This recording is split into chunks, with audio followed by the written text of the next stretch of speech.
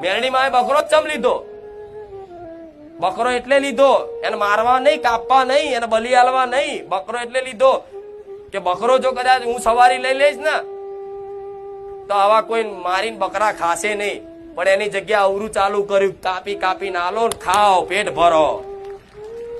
કુકડો બહુચર માં ચમ લીધો? પેલા તો મોગલો કુકડા ખાતા કે પેટમાં બોલાયા હતા. ખબર છે ને?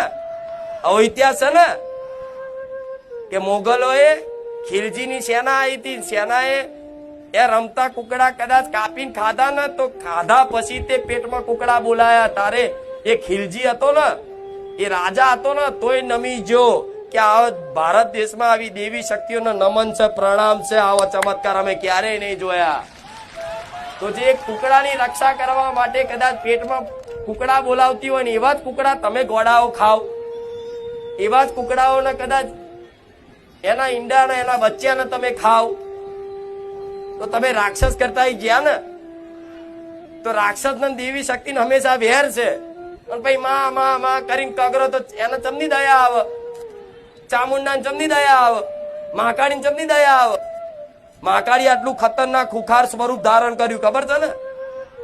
રક્ત બીજને માર્યો. ખબર છે ને? રક્ત બીજને માર્યો કેમ? આવા ભક્તોને પરેશાન કરતો, આવા ભક્તોનું ભક્ષણ કરતો, તમારે જેવા નિર્દોષ લોકોને ખાઈ જતો.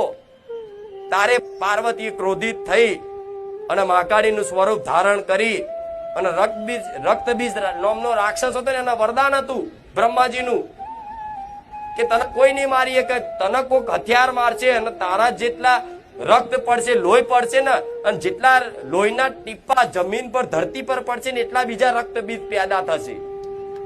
આવું બ્રહ્માજીનું રક્ત બીજને વરદાન હતું કે જે તને કોઈ હથિયાર